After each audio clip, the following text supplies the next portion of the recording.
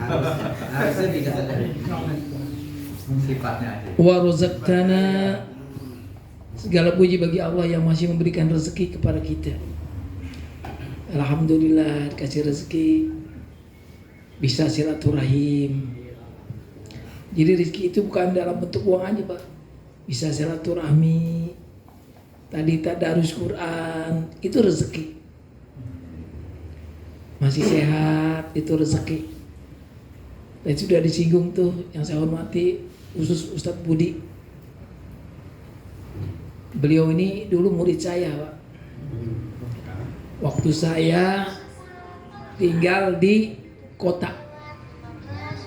Jadi begitu saya kuliah di IAIN, saya pernah mondok di pesantren Darut Tafsir Bogor, Ciseeng. Saya alhamdulillah dengan kudrah Allah saya sudah bisa mengamalkan ilmu yang Allah berikan. Saya ceramah ke polsek-polsek, ke Polres. Ini Ustadz Budi yang nemenin saya. Pengajian dari masjid ke masjid, Ustadz Budi yang bawain kitab saya. Itu saking karena takzim wal iktiramnya kepada guru. Kalau saya habis selesai ngajar, beliau yang mijitin saya. Nah, sekarang gertian nanti Bapak mijitin Pak Ustadz Budi. Amin. Iya, kan muridnya enggak? Dia mijitin saya. Alhamdulillah. Ya. Dia selalu kalau saya selesai ngajar, dia minta doa. Ustaz doain. Nanti kalau saya ya udah nggak bisa lagi mendampingi Pak Ustadz karena Pak Ustadz sibuk. Nanti kalau Pak Ustadz sudah berkeluarga, ini aku masih bujangan saya.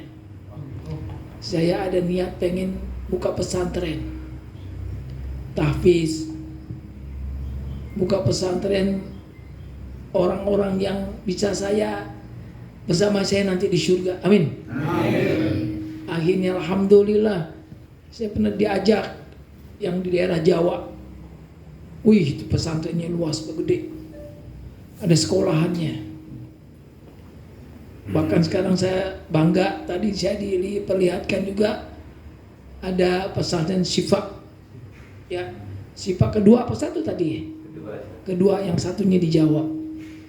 Kita doakan mudah-mudahan cabang-cabangnya semakin banyak. Amin. Amin. Cuman yang ditempatin masih ngontrak katanya. Ya.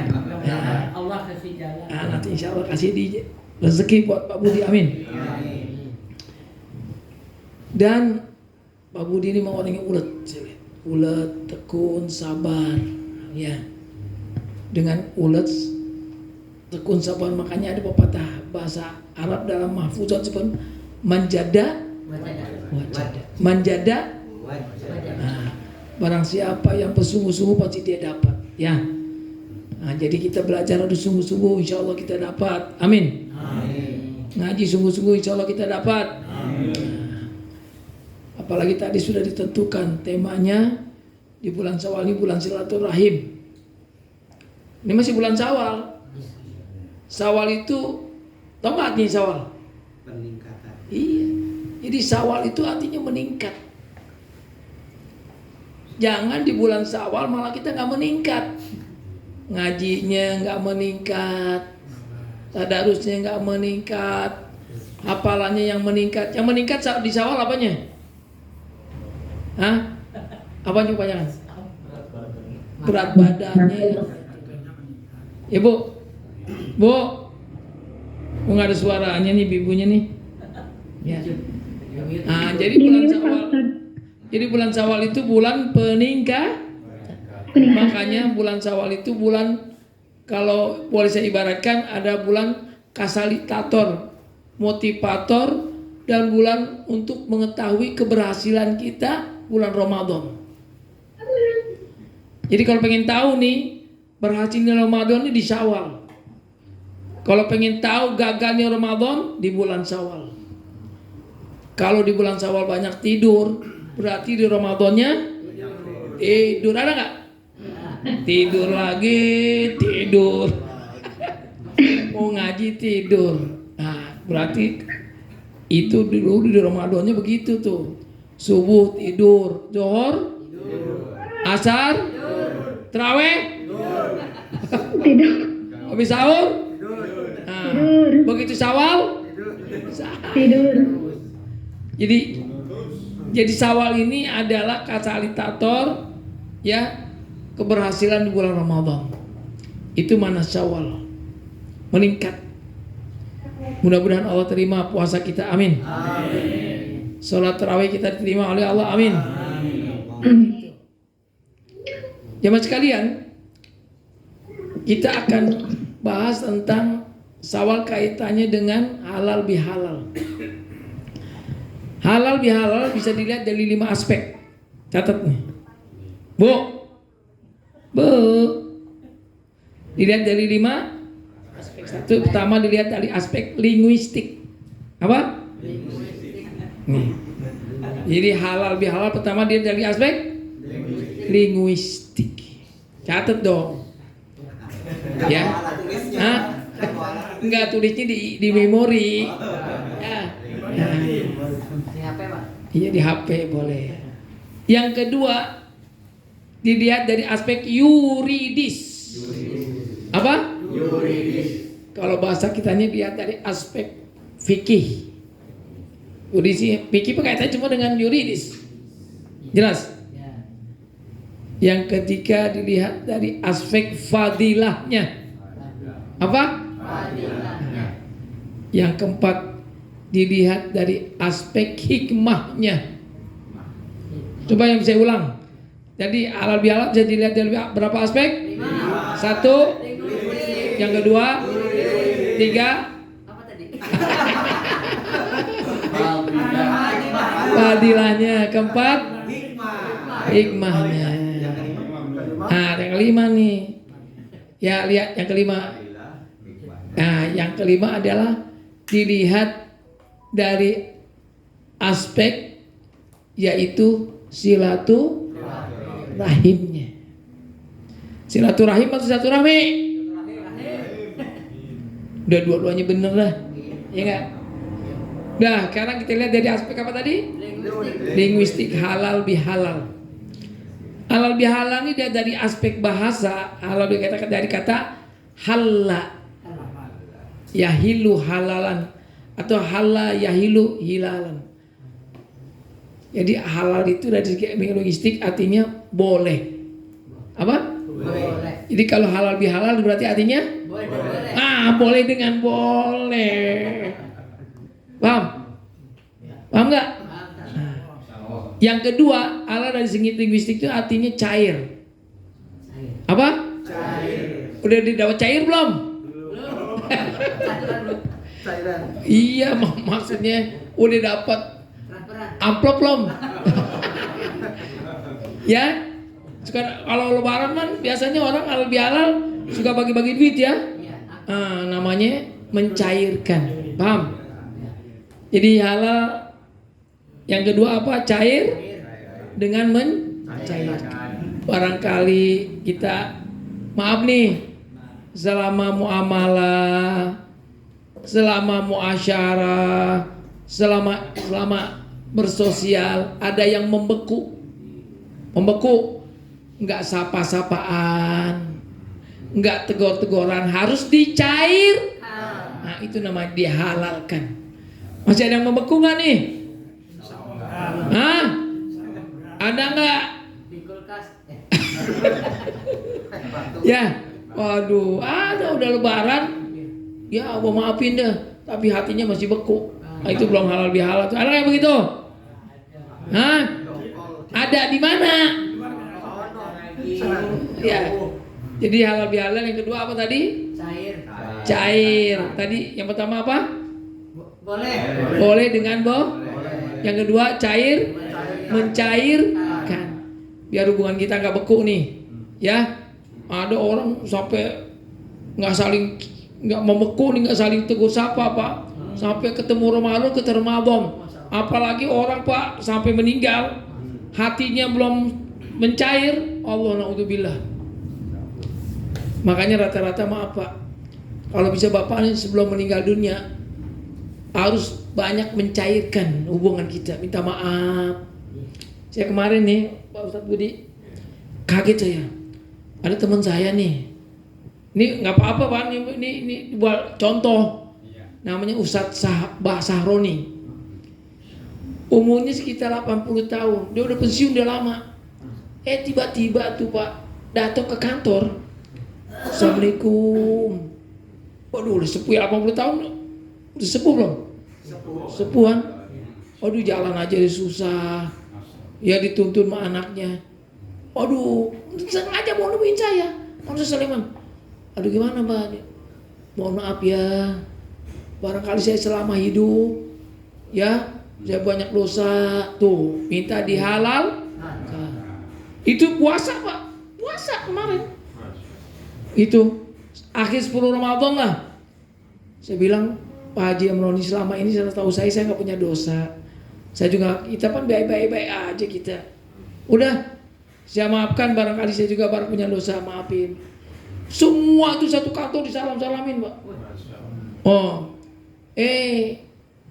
habis lebaran kemarin, innalillahi, tuh cakep tuh, belum meninggal, udah bersih hatinya, lahir dan makanya kalau ciri-ciri orang mau cepat meninggal banyak. Ya, minta maaf ya. Nah, minta maaf ya. Ya memang udah aja, tapi yang saya salutnya, alhamdulillah Pak, dia sebelum meninggal minta dihalalkan. Ya, minta dimaafkan.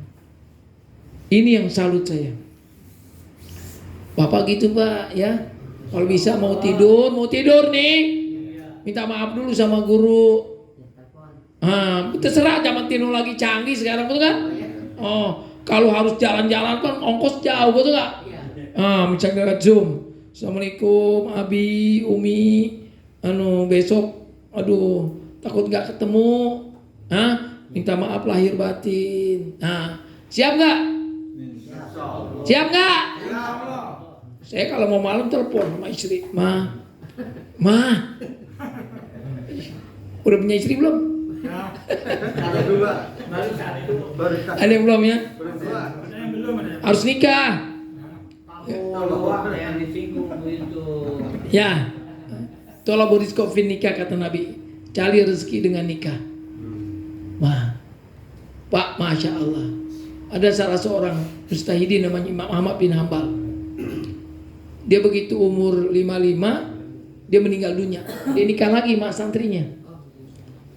Santrinya ngomong, dia bilang, Syekh, udah 55 tahun, ngapain nikah lagi? Belum 3 hari. Kuburannya juga kembangnya belum kering. Gitu. Kalau laki-laki nggak ada idah, betul nggak? Biasanya laki-laki pernah nangis. Di sebelah nangis ada janda. Ada yang begitu? Nangis buah. Ya, itu enggak? Aduh. Jangan begitu. Ada. Iya Pak, ini kejadian Pak. Ibu saya nih punya adik meninggal. Suaminya tuh di depan jenazah saya ada nangis dia. Dia bilang apa? Saya nggak mau nikah lagi. Disebutin, saya mau besarin anak masih kecil yang mau dipondokin. Belum seminggu dia nikah lagi. Tuh laki-laki tuh nangisnya nangis. Buaya, ada kayak begitu? Ya, tapi jawaban Imam Ahmad bukan. Saya nikah lagi bukan itu. Saya takut nanti meninggal dalam keadaan saya takut nggak diaku sebagai umat Nabi. Kenapa? Karena saya tidak mau nikah lagi. Tuh, padahal dia sudah nih karena meninggal. Makanya tolong nih yang belum nikah cepat nikah biar dia diakui umat Nabi Muhammad. Hah? Ayah. Mana cok acuk tangan? Ya, mana Parido? Pak, nih ada contoh nih. Ada seorang santri, terusin gak nih? Terus. Ya, ada seorang santri habis mondok nih. Sama kiainya minta izin. Kiai, udah saya udah cukup nih belajar mondok. Saya pulang apa yang saya lakukan? Nikah tuh. Disuruh. Padahal dia pulang mondok belum punya apa? Punya kerjaan. Dia mau buka santri juga belum punya. Belum punya santri, punya pong. Disuruh ngapain sama kiainya? Nikah. Apa kata kiainya bilang? Kamu kan belajar di bab tentang nikah. Carilah rezeki dengan telah berizkofin nikah. Akhirnya Pak betul. Dia pulang dari kampung, dia nggak buka pondok, nggak buka santri, dia nikah dulu. Nikah Pak. Oh Allah, karena namanya bekas mondok bertahun-tahun, orang dilihat barangkali ilmunya banyak kan gitu. Orang pengen lah dapetin santri, betul nggak? Nah gitu. Begitu nikah Pak masih nganggur. Datang lagi sama kiai, Pak Kiai, saya disuruh nikah. Ini yang benar hadis Nabi atau saya ini yang salah? Nabi nggak pernah salah. La ilaha illallahul alikul hakul mubin. Sodikul wa'dil amin. Terus bagaimana solusinya? Kamu nikah lagi. Nikah lagi. Tuh ingetin tuh. Enak ya kita lagi. Ya, iya. Apalagi dia punya usaha bengkelan. Mantap. Udah Pak, dia nikah lagi Pak. Dengan harapan biar dapat rezeki, biar punya usaha. Ternyata Begitu nikah yang kedua Pak, masih nganggur.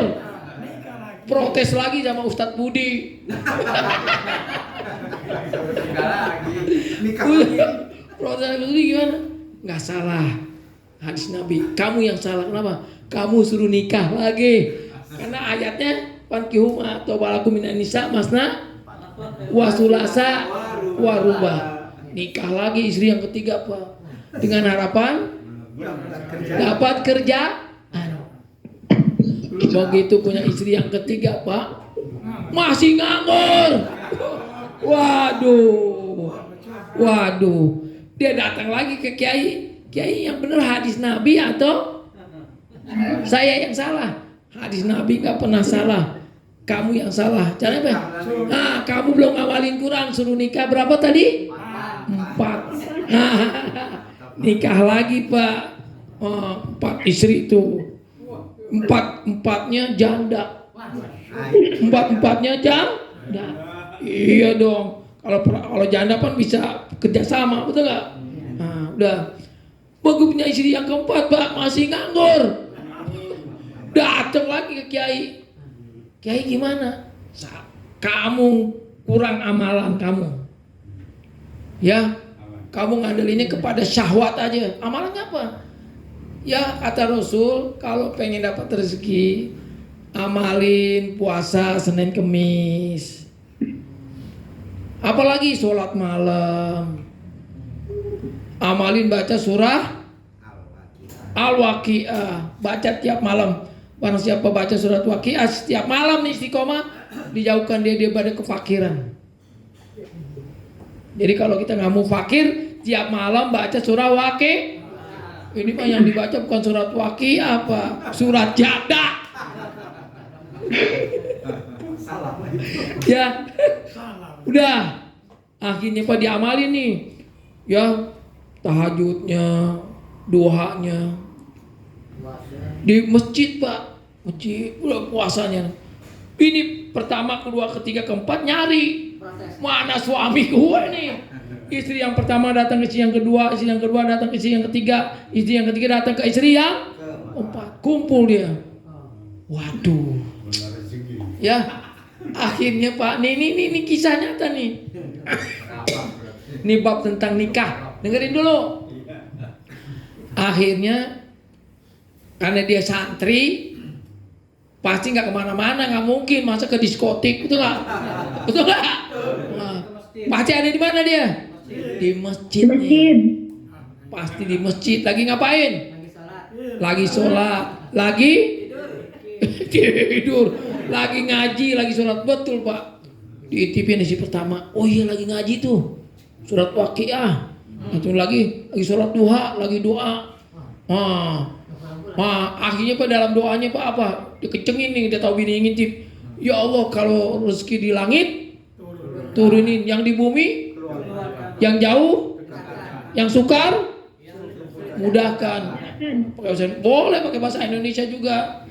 Kalau bahasa Arab Allah karena rezeki sama fangzilhu fil ardi fa akhriju, kan begitu. Akhirnya Bapak Ibu, Bu. Akhirnya apa, Bu? Akhirnya istrinya ini musyawarah. Musyawarah bilang kasihan, mikirin kita sampai nggak pulang, Bu. Kata istrinya yang pertama bilang, udah biar suami kita jebirit aja, kita yang kerja. Istri yang pertama akhirnya Pak, dia kerja di laundry di daerah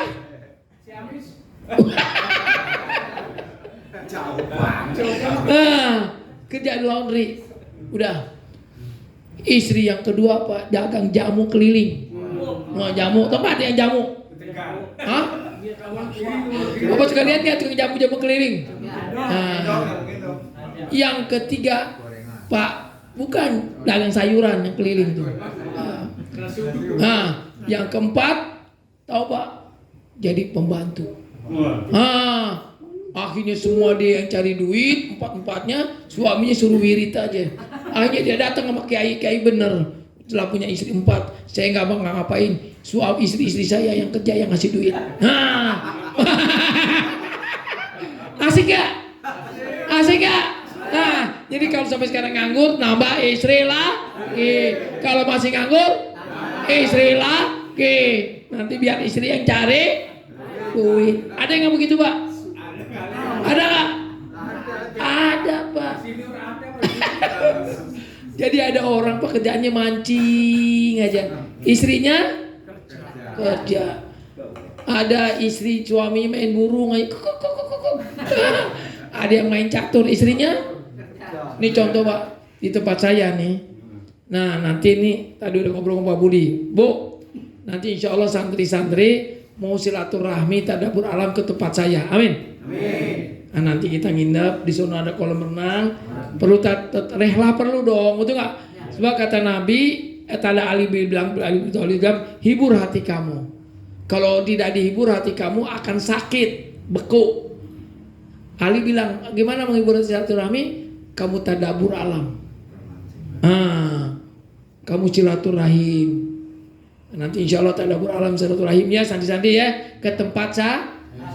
Nanti renang, ada kolam renangnya Pak. Siap? Nanti siap tuh ibu-ibunya juga. Nanti renang di tempat saya. Nanti makan sayur asem. Sayur asem makan cocoknya sama apa? Ikan asin ya. Tempe. Siap ya? Nanti Pak Bu. Siap, sambal. Setuju tuh. Yang penting doain mudah-mudahan Pak Budi ketemu rezekinya, ya. Tinggal tentuin harinya. Pakai mobil boleh, pakai bis boleh, pakai pesawat juga boleh. Ya, siap semua? Nih Pak Budi udah ngomong Bu sama saya, insya Allah mau nanti. Ya tuh seneng tuh. Ya siap ya? Iya dong, tadabbur. Ini pri Ali rawihu fi qulubikum fa idza miyat mata, kata Ali bilang, hibur hati-hati kamu. Kalau tidak dihibur hati kamu akan sakit dan mati. Bagaimana menghibur hati? Kata Ali bilang, rehlah. Rehlah ini jalan-jalan. Ya, silaturahmi. Ke mall Pak. Hah?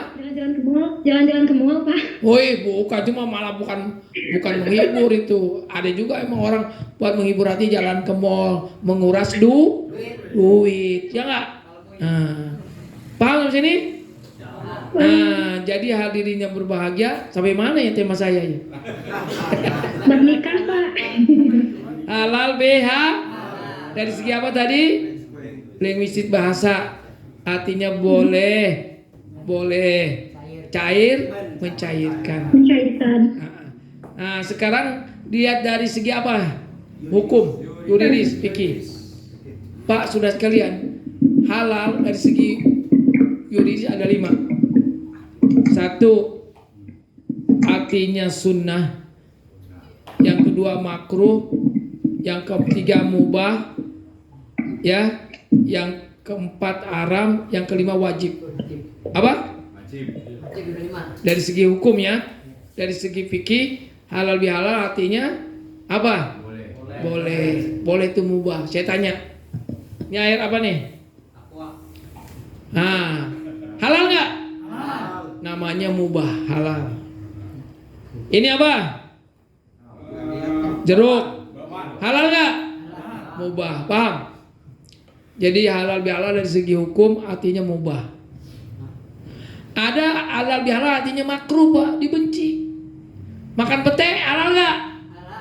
Makruh. Doyan nggak? Halal tapi ngerokok halal nggak? Tapi makruh. Makanya kata Nabi, abgadul halal at-tolak. Perbuatan halal dibenci Allah yaitu kata-kata cerai. Ribut dikit, cerai lu. Gua cerai lu, halal tapi dibenci. Makanya jangan sekali-kali kalau ribut sama istri, ribut sama suami dengan mengucapkan kata-kata gua cerai lu. Cerai mati. Waduh. Ya, jelas ya. Halal tapi dibenci. Paham benar? Ada halal artinya sunnah, Pak. Apa contoh? Afsus salam, menyebarkan salam, assalamualaikum, sunnah. Yang jawabnya wajib. Paham? Nih seperti silaturahim nih. Halal bihalal sunnah. Bahkan ada ulama mengatakan wajib.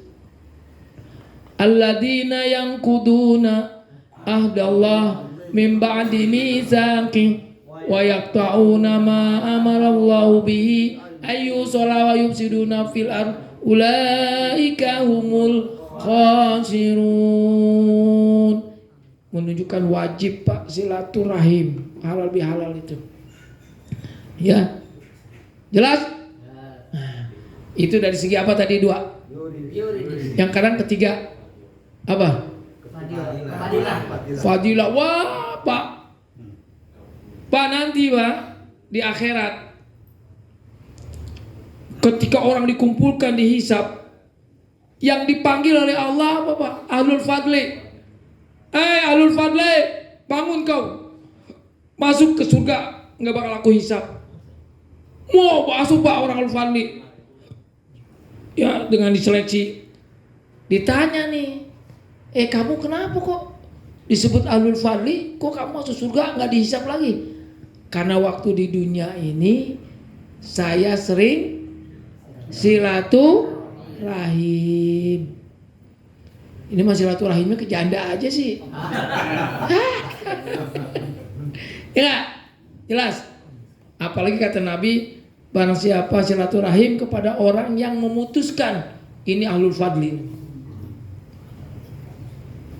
Fadilahnya banyak. Man ahabba ayub satu firidhihi wa anyusa'alahu pal yasir rahimahu. Barang siapa yang ingin diberkahkan rezekinya, dipanjangkan umurnya, fal yasir rahimahu. Ini fadilahnya banyak, Pak. Bahkan katanya, Pak, orang yang silaturahmi katanya, Pak, dia akan masuk surga tanpa hisab, diberkahi umurnya, diberkahi rezekinya. Bumi ini, Pak, nih katanya mendoakan. Ya Allah, ampuni orang yang telah menginjak bumiku karena silaturahim. Makanya alhamdulillah nih, Bu, Pak Ustadz Budi ngadain Zoom, niatkan silaturahim. Amin. Mudah-mudahan bumi yang kita duduki memohon ampun kita, langkah-langkah kita, mendoakan kita, diampuni dosa kita. Banyak fadilahnya. Yang keberapa sekarang? Wih, satu pertama apa? Linguistik. Kedua, Buddhis. Yang ketiga, sekarang hikmah kan tadi udah. Tadi fadilah dong. Sekarang hikmahnya, Pak. Apa hikmahnya, Pak? Bapak sering dengar nggak hadisnya? Man soma Ramadana imanan wa ihtisaban ghufira lahu ma taqaddama. Barang siapa yang berpuasa, barang siapa yang sholat tarawih, diampuni dosanya. Bahkan dalam hadis lain seperti bayi yang baru lahir. Dosa dibagi 4, catat, Pak. Ingat nih, ada berapa dosa? Pertama dosa kepada Allah, yang kedua dosa kepada manusia. Dosa kepada Allah dibagi dua, dosa kepada manusia di dua jadi 4. Dosa ada 4. Dosa kepada Allah 2, dosa kepada manusia. Dosa kepada Allah 2 apa? 1 dosa yang sifatnya materi, yang kedua imateri. Dosa kepada manusia juga 2, materi imateri, jadi berapa? Ulang. Dosa ada berapa? 1. Dosa pada Allah ada 2. Pada manusia ada 2. Ya, dosa kepada Allah ada 2. 1 Materi. 2 materi. Yang ketiga Dosa pada manusia. manusia ada 2. 1. Materi. Nah, nih Pak hikmahnya nih, dengerin dulu nih. Hikmahnya ternyata Pak, kita mengadakan halal bihalal untuk menggugurkan 4 dosa ini. Apa dosa materi kepada Allah? Contoh. Ini contoh nih. Bapak nggak pernah mau mengeluarkan zakat fitrah atau zakat mal, selamanya Bapak punya dosa materi imateri. Ada nggak orang kaya nggak mau zakat mal? Itu namanya dosa materi. Ada nggak Bapak nggak mau sodakoh? Hah? Itu dosa materi kepada Allah. Ya Allah, ampuni dosa saya. Ya Allah, lihat dulu nih, ini orang ini nggak pernah zakat, nggak pernah sedekah, nggak pernah infak. Zakat itu namanya dosa materi kepada, nggak bisa dengan tobat. Makanya kata ulama, dosa materi itu apa? Tabungan dikeluarin sedekahnya, tabungan dikeluarin zakatnya, tabungan dengan. Bapak punya tabungan nggak? Punya dikit. Kayak dikit banyaknya punya. Ya, yang penting Bapak kalau punya tabungan sodakohin ya Pak ya. Nah, ada tabungan keluarin, walaupun beli air aku, paham? Dosa materi kepada Allah. Yang kedua, imateri kepada Allah. Apa imateri? Pak, selama hidup pernah nggak kita nggak puasa? Pernah. Waduh, selama hidup pernah nggak kita nggak sholat? Pernah. Nah, itu namanya dosa imateri. Makanya kalau dosa nggak pernah puasa dibayar puasanya, namanya qadha. Kalau kita pernah ninggalin sholat, dosa imateri kepada Allah harus diqadha. Makanya kalau imateri nggak kelihatan, ada nggak orang nggak sholat, palanya benjol? Ada nggak? Nggak puasa, perutnya kembung, ada nggak? Nggak ada. Imateri, dia harus tobat, harus bayar puasanya. Bahkan Pak, maaf Pak, Bapak kan barangkali, aduh kayaknya dulu Ramadan saya nggak pernah puasa, bayar, perbanyak puasa sunnah, paham? Nah itu dosa kepada Allah, paham sampai sini nih? Materi kepada Allah, apa dosa materi kepada Allah? Ngamu zakat, infak, sedekah. Dosa imateri kepada Allah apa? Nggak pernah kita ninggalin puasa, nggak pernah sholat, ya, paham? Mampu nggak pergi haji, paham? Nggak punya uang, nggak mau menginfakkan, bangun masjid, pesantren. Nah sekarang dosa materi kepada manusia ada 2 juga.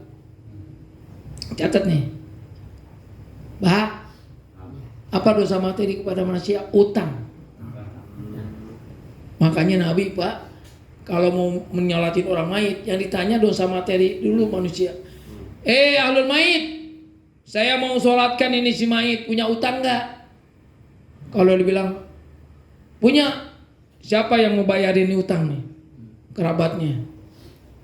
Makanya Bapak pernah nggak makan di kantin nggak bayar? Belum. Di warteg nggak bayar? Hati-hati Pak. Ya kata Nabi, ini dosa materi kepada Allah nih. Kepada manusia harus bayar Pak. Makanya Nabi anjurkan kita kalau tidur nih Pak, ditulis utang sama siapa supaya nanti waktu meninggal, oh dia ninggalin utang sama warteg, ninggalin utang sama siapa lagi? Pedagang keliling. Hah? Pedagang keliling. Pedagang keliling. Berarti yang ngomong itu punya utang. Paham ya? Paling berat Pak. Kemarin ada waktu saya ceramah, ada nanya, Ustaz, saya ingat dulu waktu saya kuliah, saya makan, kayaknya nggak pernah bayar nih, makan tempe nggak bayar. Waduh. Udah sekarang kamu wartegnya masih ada nggak? Temuin kamu. Hati-hati. Alhamdulillah Pak, ternyata kantin itu masih ada. Nah, kalau nggak ada repot Pak, betul nggak? Nah, jelas ya. Dosa namanya apa? Materi kepada manusia. Utang. Punya utang nggak? Hah? Yang benar. Ya, ada dosa imateri kepada manusia. Ini yang berat nih, yang nggak kelihatan. Ghibah, memfitnah. Cari contoh nih, ngejelekin guru, memfitnah guru. Itu hati-hati Pak. Ya, harus minta maaf. Ghibah itu menghabiskan pahala. Kata Nabi, termasuk orang yang muflis, orang yang bangkrut. Itulah makanya perlunya halal biha, minta dimaafin. Nih, barangkali Pak guru kita Ustadz Budi punya kesalahan, mau dimaafin nggak?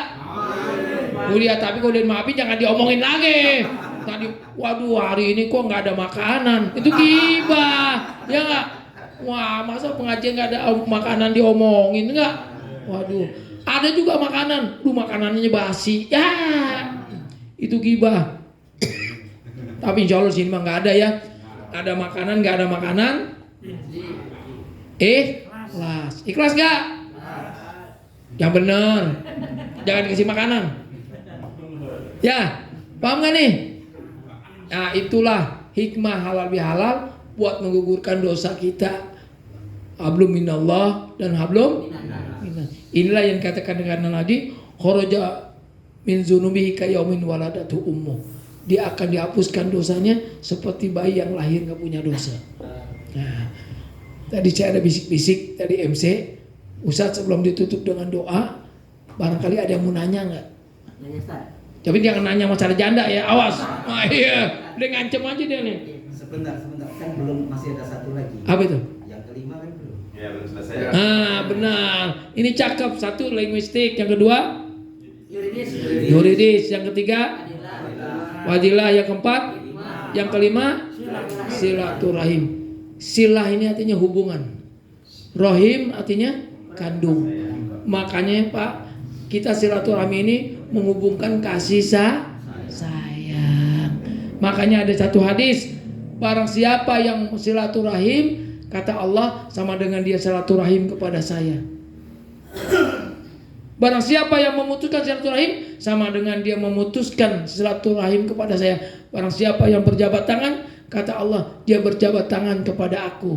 Makanya ciri-ciri orang silaturahim, jabatan, namanya musafahah. Jelas tak? Ngasih makan, kata Allah, barang silaturahim ngasih makan, sama dia telah memberi makan kepadaku. Ya, itu banyak hadisnya. Jalan sampai sini. Ulang, Bapak ulang. Tadi silaturahim dari linguistik. Artinya apa lagi?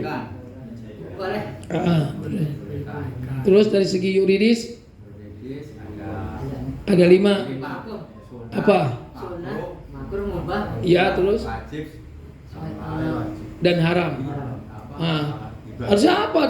Ceramah saya harus ada ilmu 3. Apa? Fadilahnya. Fadilahnya silaturahim. Apa? Hanya umur boleh. Apa lagi? Rezeki. Yang keempat hikmahnya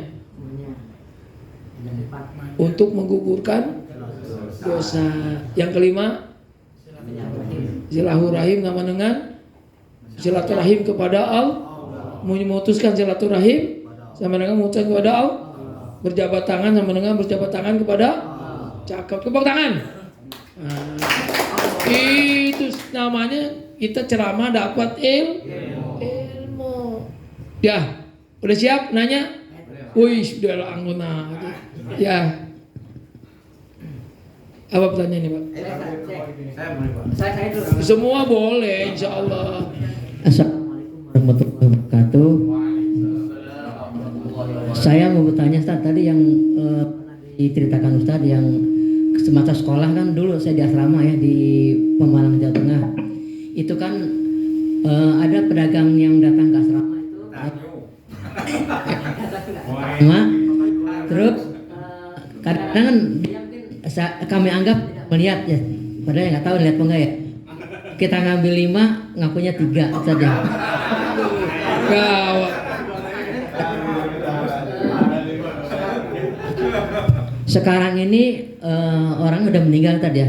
Nah untuk solusinya gimana tadi? Pingin bayar tapi ya memang saya juga nggak tahu jumlah utangnya berapa tadi ya. Gimana solusinya juga tadi? Makasih.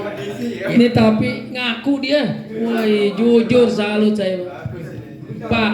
Orang yang bagus itu Pak katanya orang yang selalu ingat dosa. Iya. Sejelek-jelek manusia yang merasa dirinya bersih, diingat dosa. Dari makan serabi 5 ngaku 4. Ya, Pak, saudara sekalian, kalau orangnya masih ada, minta maaf. Orang udah meninggal. Oh, doain dia. Ya Allah, ampuni dosa dia. Kenapa saya makan serabi 5 ngaku, makan 4 ngaku 5. Nah, didoain. Pak kata Nabi, doain orang yang pernah kita zolimin. Nah, kalau misalnya uang nggak ketemu orangnya, Bapak ingat 1 juta, keluarin 1 juta, kasih ke masjid, kasih ke yayasan, kasih pesantren dengan niat bayar utang. Niatnya bayar utang, Pak. Tapi jangan ke janda ngasihnya. Ya, jadi gitu, Pak. Ya, makasih pertanyaannya.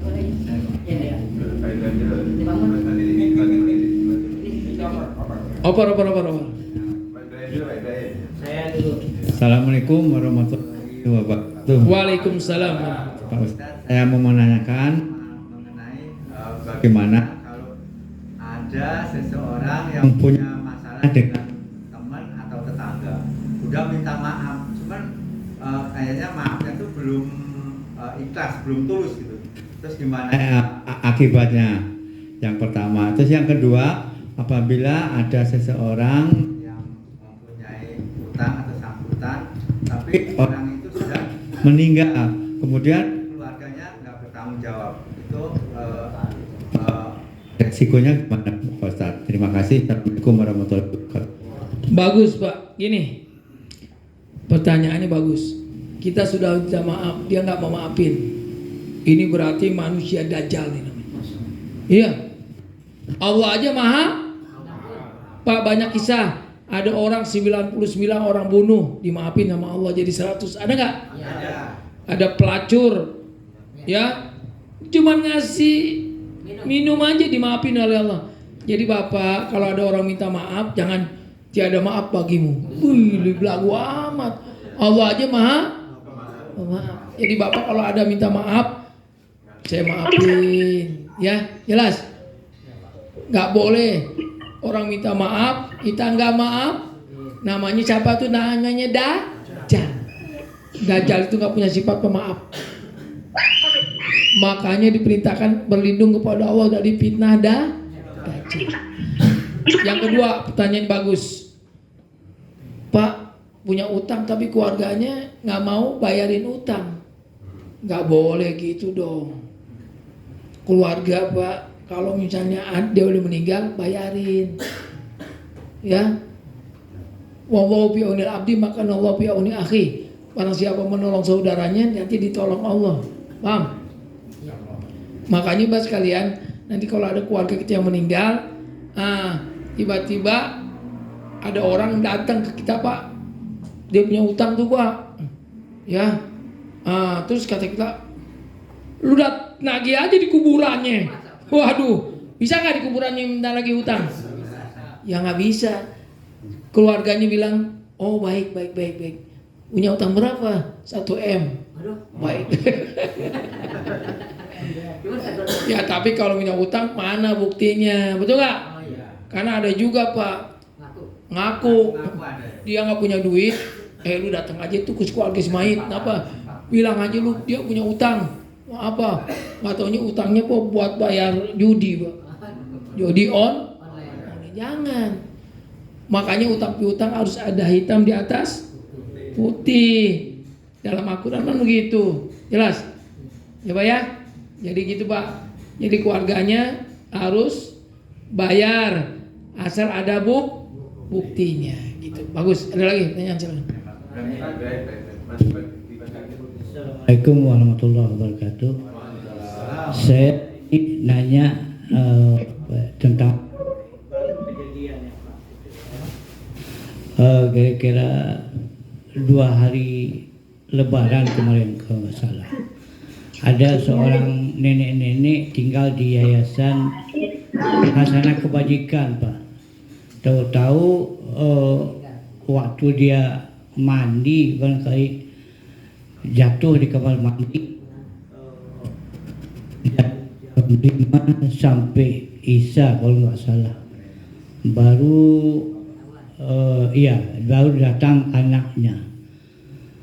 Nah kemudian saya lupa tadi, saya bilang ini siksa dunia, siksaan apa nih Pak kalau ini. Jadi kan dari jam 5 sampai Isya baru datang anaknya, kemudian pintunya didobrak, kemudian ini cerita ya Pak, maaf juga benar.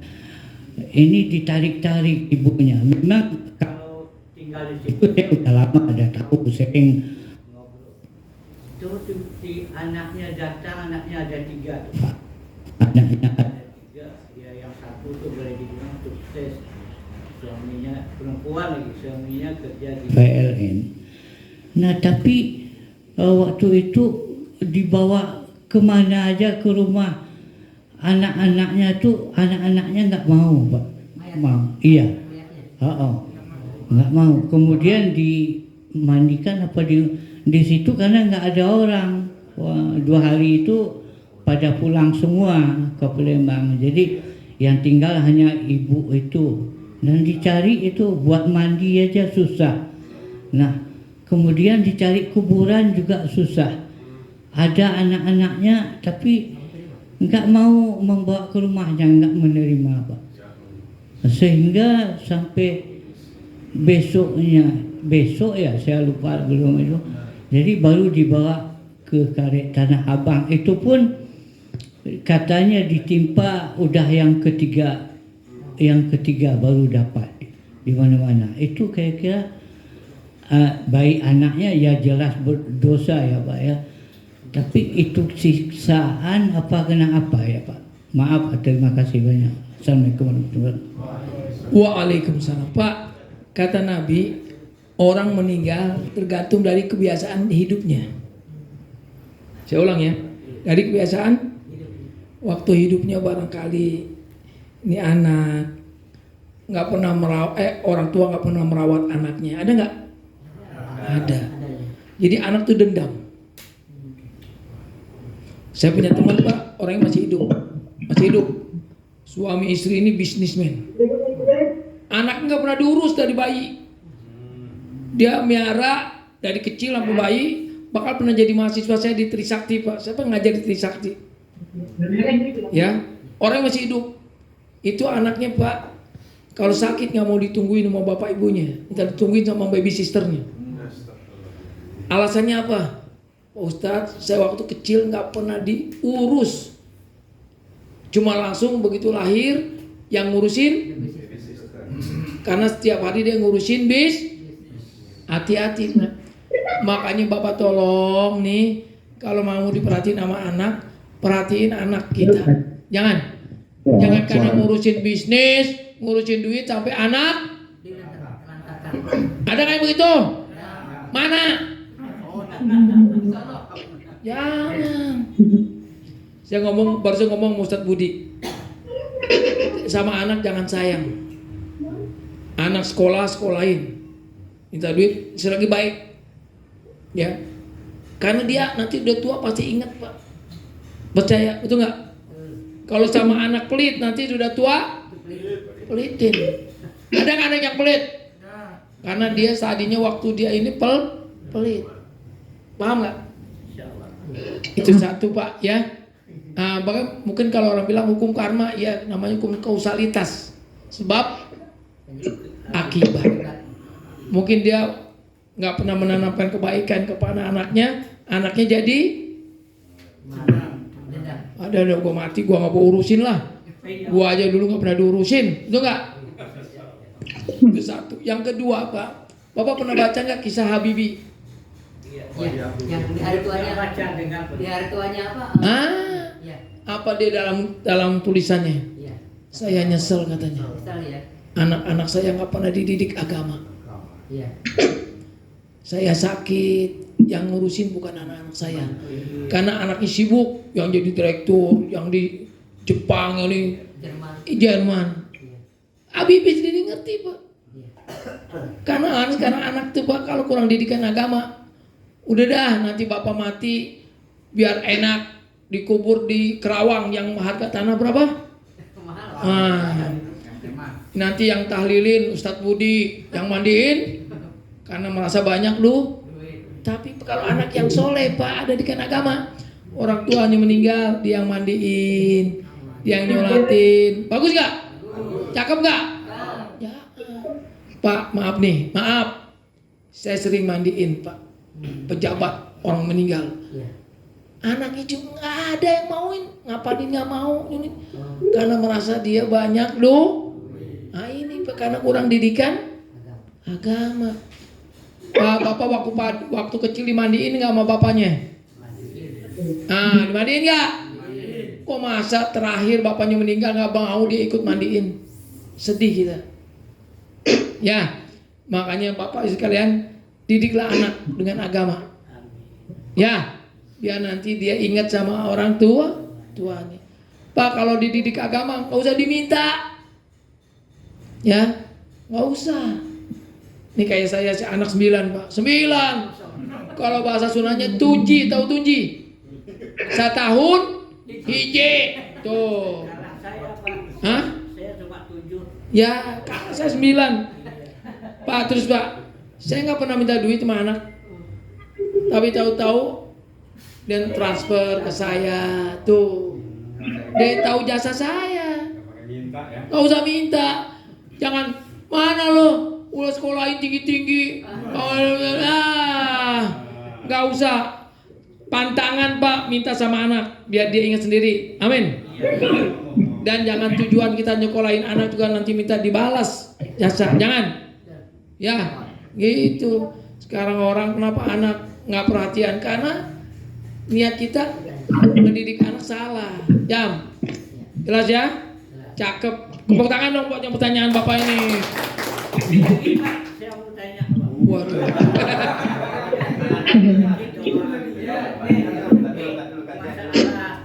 Anak-anak kecil ya.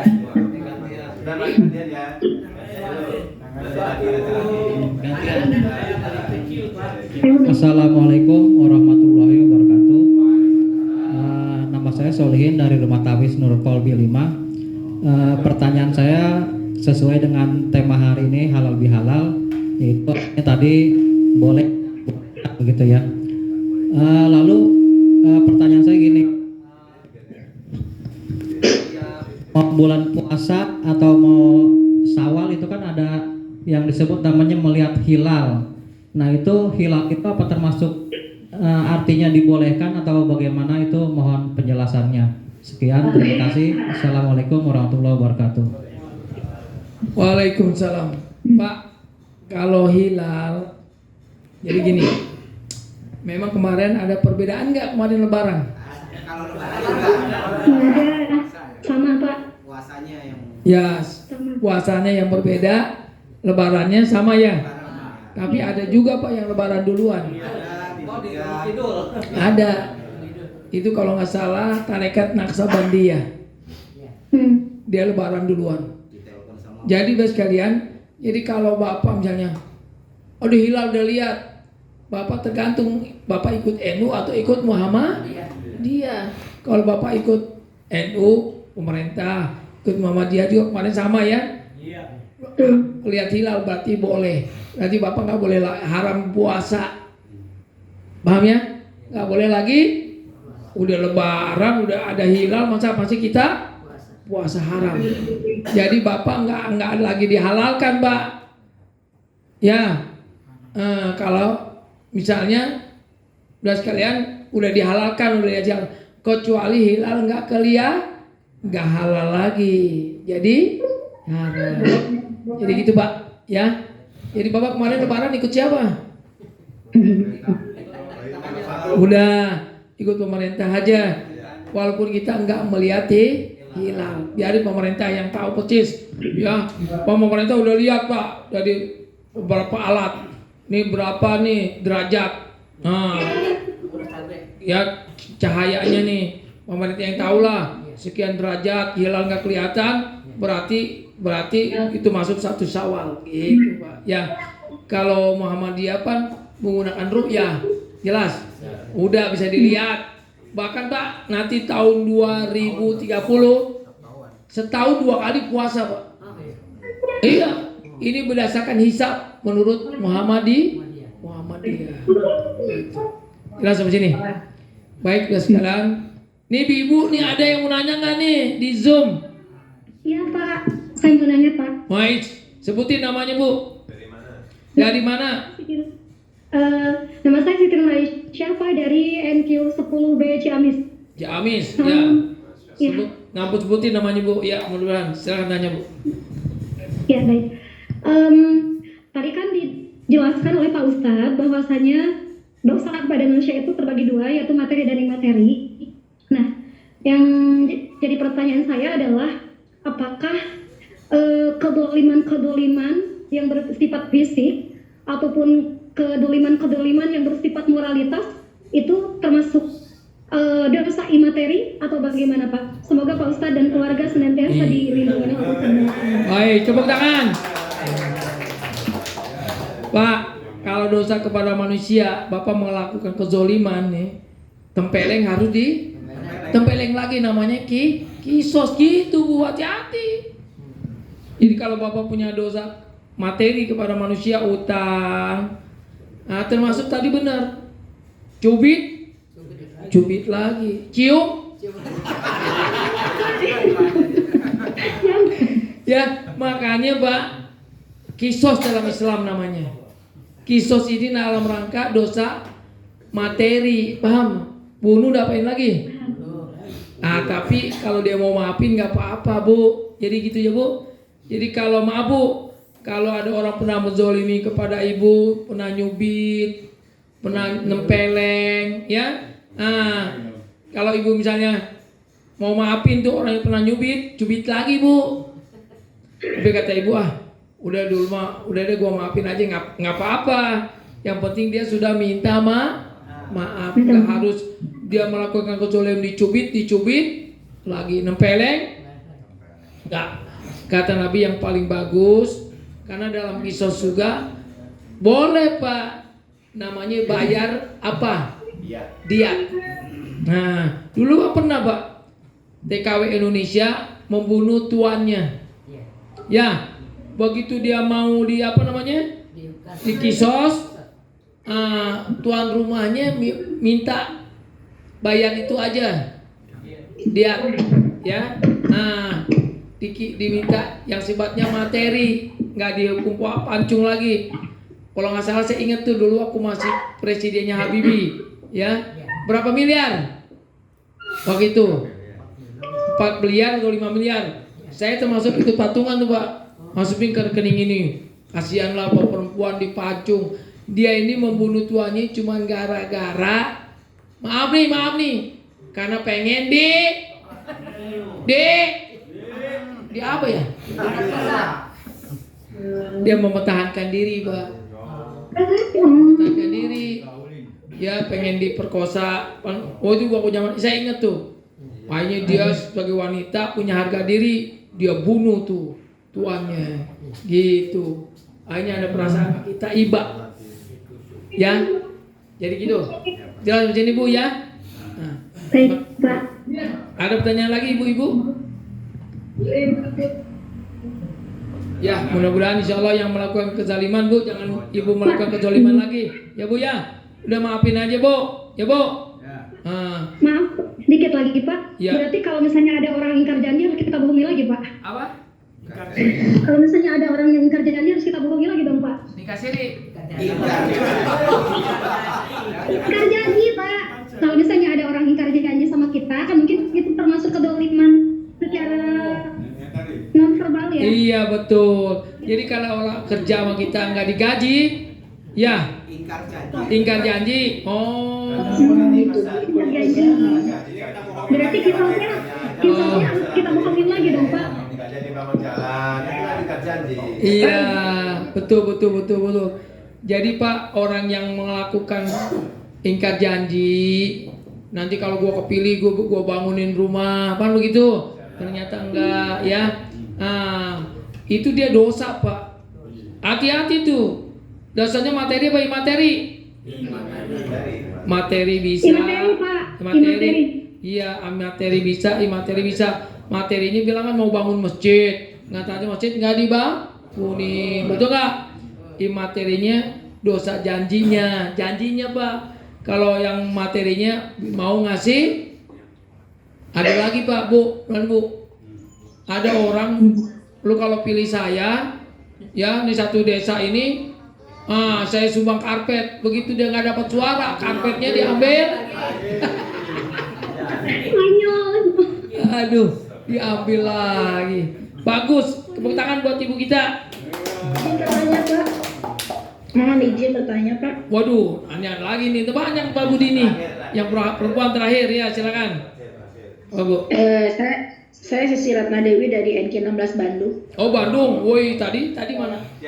Kami sekarang Bandung. Cakep dari Bandung ya, Bu. Silakan. Izin bertanya Pak, ya ketika ini tentang Habu Minanas ya Pak. Ketika kita ada teman kita yang saudara lah, ada yang berbuat kesalahan sama kita dan kesalahannya itu fatal berkali-kali gitu. Kita sudah saling memaafkan gitu. Tapi karena dia menyakitinya itu berkali-kali dan fatal, jadi kita tuh memaafkan tapi hati itu masih terasa sakit gitu. Nah, salahkah kalau saya menghindari atau tidak selalu ingin bertemu atau menghindar, tanda kutip, bukan berarti tidak memaafkan, tapi untuk menghindari tidak terjadi lagi atau agar beliau tidak melakukan kedoliman lagi. Lalu bagaimana caranya, tipsnya untuk menghilangkan sakit yang masih dirasakan gitu. Padahal kita sudah memaafkan, tapi sulit sekali memaafkannya. Bagaimana cara memaafkannya, tipsnya bagaimana, dan apakah saya salah menghindari orang tersebut gitu. Menghindar dalam tanda kutip untuk agar tidak terjadi lagi hal seperti itu lagi. Bagus. Demikian, terima kasih Pak. Ditunggu jawabannya. Tepuk tangan buat ibu yang di Bandung. Pak, dengerin. Kalau ada Bapak sering terima maaf, ada maaf lahir? Ada nggak?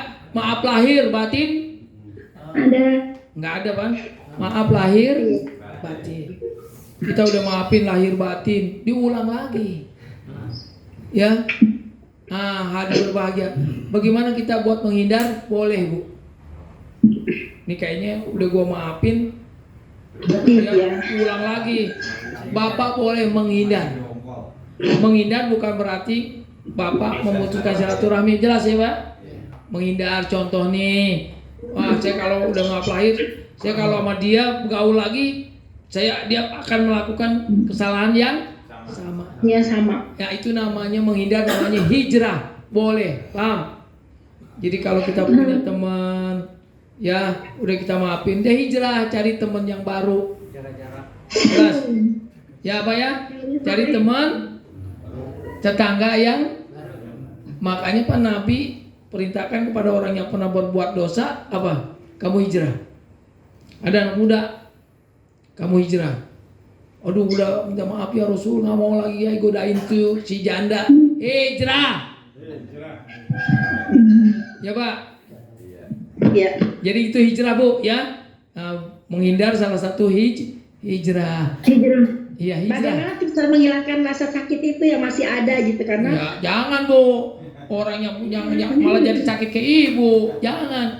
Jadi kita kalau udah memaafin jangan dipendam, ingat lagi jelas. Jadi kalau ada kesalahan orang jangan diingat ingat. Yang dia sendiri nggak ingat kita, malah kita ingetin. Ngapain? Udah, nggak usah diinget-ingetin. Udah, urusan dia dengan Allah. Udah gitu aja Bu. Ya Bu. Jangan diingat-ingat. Terima kasih. Ya, terakhir terus sekalian kita doakan mudah-mudahan Pak Budi dipanjangkan umur, buat jamaah, Mudah-mudahan insya Allah tempat yang ditempatin bisa kebeli. Amin. Yuk minta baca Fatihah dengan ikhlas dan ridho. Al-Fatihah. Bismillahirrahmanirrahim. Alhamdulillahi Rabbil Alamin. Maliki yaumiddin. Iyyaka na'budu wa iyyaka nasta'in. Ihdinas siratal mustaqim. Siratal ladzina an'amta 'alaihim ghairil maghdubi 'alaihim waladdallin. Bismillahirrahmanirrahim. Alhamdulillahirabbil alamin. Ya awalal awalin, ya akhirul akhirin, ya zal quwwatil matin, ya rahimal masakin. Allahumma ya mudabbir dabbir, wa ya muyassir yasir, wa ya musahil sahil. Sahil alaina umurana, wa balik maqasidana, waqdi hajatina. Khususon Bapak Ustadz Budi, dimudahkan urusannya, dimudahkan hajatnya, diberikan kesehatan, diberikan rezeki ya Allah. Ampuni dosa kami yang hadir pada saat ini ya Allah. Dosa-dosa yang besar ya Allah, dosa-dosa yang kecil ya Allah. Dosa orang-orang yang pernah kami zalimi, ampuni mereka ya Allah. Dosa-dosa yang pernah kami aniaya, dosa mereka ya Allah. Bila mereka sekarang ada di alam barzakh, dilapangkan dalam kuburnya ya Allah, diberikan kenikmatan di dalam kuburnya ya Allah. Ya Allah, terimalah puasa kami walaupun kami belum sempurna. Terimalah tarawih kami ya Allah, walaupun tarawih kami belum baik. Terimalah baca Quran kami ya Allah, walaupun kami belum fasyih ya Allah. Ya Allah, terimalah amal-amal kebaikan kami ya Allah. Ya Allah, kau tutuplah aib kami ya Allah, juga tutup aib saudara-saudara kami ya Allah. Allahumma jil sultanil adim, wajil manil kalim, wajil karim waliyil kalimatit tamah, wadawatil mustajabah, akilil hasan wal husain min anfusil haq, ainil kudrati wal nadirin, ainil insi wal jin, wa yakadul ladina kafaru lakati absarihim lama sami'u zikra, wa yaquluna innahu la majnun, wa ma huwa illa alamin. Wa mustajabu Luqmanul Hakim wa warisa Sulaiman wa Daud alaihi salam wal wadud asil majid. Allahumma tawal umurana wa sahih asadana waqdi hajatina wa aksir amwalina wa haqqul nasi ajmain. Tangannya ke bawah Pak.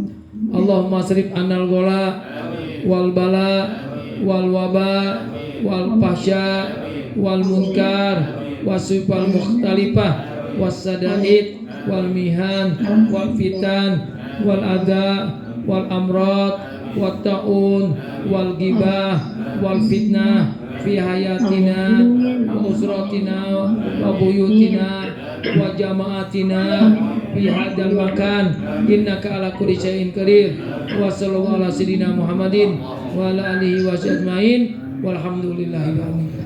Mohon maaf Ibu kalau ada kehilapan, kesalahan. Wabillahi taufiq wal hidayah. Assalamualaikum warahmatullahi wabarakatuh.